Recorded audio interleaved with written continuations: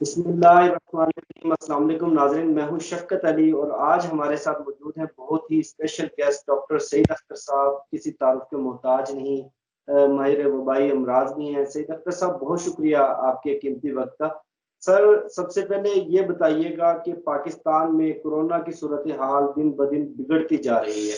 आज असद उमर साहब ने भी अपनी प्रेस कॉन्फ्रेंस में ये बता दिया है कि जुलाई के एंड तक खदशा है कि पाकिस्तान में कोरोना के मरीजों की तादाद 10 से 12 लाख तक हो सकती है, जबकि पाकिस्तान के जो तमाम अस्पताल हैं वो बमुश्किल 1.5 लाख मरीजों का बोझ बर्दाश्त कर सकते हैं। तो सर, आप हालात को किस तरफ जाते हुए देख रहे हैं?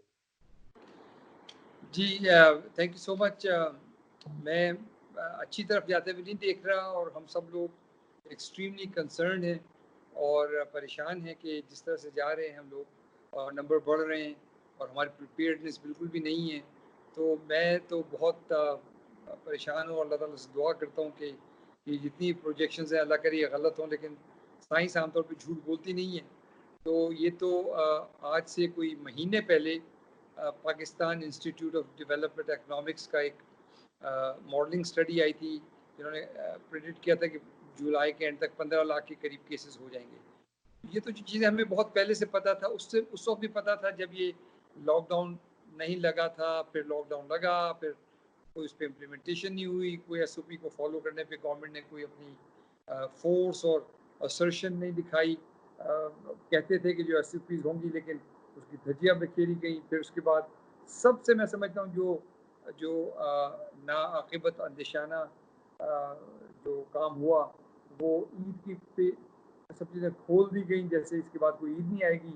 और आप हम सब ने देख लिया कि वहाँ पे कोई एसओपी का इम्प्लीमेंटेशन नहीं थी, खबे से खवा चल रहा था, बाजार जाम पैक थे, सोशल डिस्टेंसिंग का और फिजिकल डिस्टेंसिंग का कोई तसव्वुर नहीं था।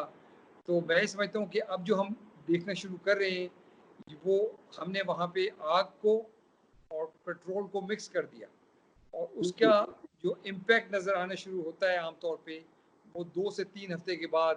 तो अब हम एक्चुअली शुरू उस फेज़ में हैं जहाँ पे हम उस मिक्सिंग का इम्पैक्ट देख रहे हैं, जो ईद की छुट्टियों में और रमज़ान के एंड में की गई अनफॉर्चुनेटली। और ये बिल्कुल against all the advises of the doctors from across the world. WHO, देखिए WHO का एक क्राइटेरिया है। WHO के पास चूँकि वर्ल्ड हेल्थ ऑर्गेनाइजेशन है, पूरी दुनिया का डेटा आता है, उस डेटे को वो एनालाइज़ करते हैं, उससे कुछ नतीजा निकालते हैं, फिर उसके हिसाब से कुछ रिकमेंडेशंस वो आपको देते हैं। वो ऑब्वियसली हर कौम पे बाइंडिंग नहीं है वो रिकमेंडेशन, लेकिन वो हमारी और आपकी भलाई के लिए कर रहे होते हैं। तो लॉकडाउन को लिफ्ट करने का या हटाने का भी कोई क्राइटेरिया डिफाइन किया गया था और 6 पॉइंट्स थे। उन्होंने कहा कि अगर ये 6 पॉइंट्स पूरे हो जाएंगे तो आप लॉकडाउन को ईज करें। उसका पहला सिंगल मोस्ट खतरनाक तरीन पॉइंट ये था कि जब मर्ज ऊपर की तरफ जा रहा होता है तो आप कभी भी लॉकडाउन नहीं खोलते, जब मर्ज ऊपर जाके नीचे आना शुरू होता है तो लॉकडाउन खोलते हैं। दूसरा उसका बहुत इंपॉर्टेंट क्राइटेरिया था कि जब आप बहुत अच्छी टेस्टिंग एबिलिटी बिल्ड कर लें ताकि लोगों को का दूध और पानी का पानी, बीमार अलहदा और जो बीमार नहीं वो अलहदा हो सके। तीसरा उसका ये था कि जो आपके बाहर से आने वाले लोग हैं, आपकी सरहदों पे और पोर्ट ऑफ एंट्रीज पे एक बड़ा ज़बरदस्त एक निज़ाम होना चाहिए जिससे कि वो आप उनको सेपरेट कर सकें, उनको आइसोलेट कर सकें, उनको क्वारंटीन कर सकें, उनको टेस्ट कर सकें। वो भी अनफॉर्चुनेट नहीं हुआ। फिर सबसे लास्ट बात और सबसे इम्पोर्टेंट बात है कि जब मुआशरा इसके लिए तैयार हो, तो ना हमने मुआशरे को तैयार किया, ना मुआशरा उसके लिए तैयार था और मुआशरे के रिस्पॉन्स हमने देख लिया। तो देखें, बात ये है कि हुकूमतों का काम होता है लॉ को इन्फोर्स करना। आप सिर्फ ये कर सकते हैं कि चौक पे खड़े हो जाएं और जो रॉन्ग साइड पे गाड़ी ड्राइव कर रहा है आप उसकी सिर्फ मिन्नतें करते रहें कि यार भाई खुदा के वास्ते सीधी हाथ पे गाड़ी चलाओ। तो आपका काम है कानून का निफाज करना। एसओपी बना दिया आपने, अब अगर कोई नहीं फॉलो कर रहा तो आपको बड़ा सख्त आना चाहिए। और उसमें मैं समझता हूँ कि मेरी नज़र में जो इस पूरे इशू में एक सिंगल मोस्ट जो फैक्टर है जिसने हमें तबाही के दहाने फैला ले आया है, वो है एक सिंगल बयानिया की कमी। वो सिंगल बयानिया में सारे पॉलिटिशियन, सारे लोग एक जगह खड़े होते हैं और प्राइम मिनिस्टर आके कहते हैं जी मैं इस कौम को लीड करूंगा, मैं आपका खादिम हूँ, आपके वोट से मैं सिलेक्ट होकर आया हूँ और आपने मुझ पे भरोसा करना है, मैं ये करना हूँ। और मैं कह रहा हूँ कि मैं खुद भी मास्क पहनूंगा, मेरा हर मुशीर और वजीर मास्क पहनेगा, और सवाल ही नहीं है कि कोई SOP वायलेट होगी और जो होगी हम उसको उल्टा टांग देंगे। एक फर्म मैसेज भी चला जाता ना आज से 3.5 महीने पहले, तो मैं समझता हूँ कि चीज़ें इस वक्त बहुत डिफरेंट होती थी। तो ना सिर्फ कोई फॉर्म मैसेज नहीं गया, फिर वो सिंध में और फेडरेशन में एक झगड़े वाली बात, मतलब एक अब इसकी बिल्कुल ऑपोजिट मिसाल आप न्यूजीलैंड की लेते हैं कि एक सिंगल लीडर, एक स्ट्रॉन्ग स्टेटमेंट, उस स्टेटमेंट में मोहब्बत भी थी, नरमी भी थी, सख्ती भी थी, असर्शन बिल्कुल भी था, कई कानून जिसने तोड़ा हम उसके खिलाफ बड़ा शदीद एक्शन करेंगे। तो ये सारी चीज़ें हमारे यहाँ मैं समझता हूँ कि मिसिंग फैक्टर्स हैं, जिसकी वजह से हम आज वहाँ पे हैं जहाँ पे हम पहुँचे। सर, जैसे कि पाकिस्तान में इस वक्त तक 1.5 लाख लोग इस मर्ज से मुतासर हो चुके हैं, दुनिया भर के अंदर 4 लाख से ज़्यादा अमवात हो चुकी हैं।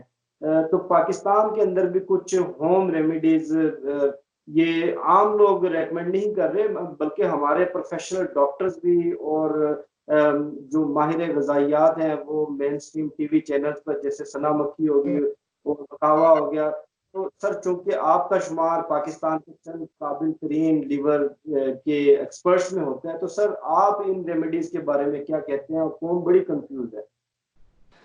देखिए, मैं समझता हूँ कि इसमें ये आपने बहुत अच्छा सवाल किया है और उसका मैं एक मुकम्मल जवाब देना चाहता हूँ ताकि चीज़ें आपको समझ में आएँ। बिल्कुल, देखिए इसमें हमारा मुसलमान की हैसियत से बिलीव है कि कोई मर्ज़ अल्लाह ने ऐसा नहीं उतारा जिसकी उसने दवाई ना पैदा की।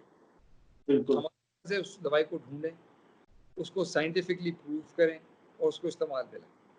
तो हम जो तो एक चीज़ कहलाती है साइंटिफिकली प्रूवन दवाई हुँ, और एक टोटका।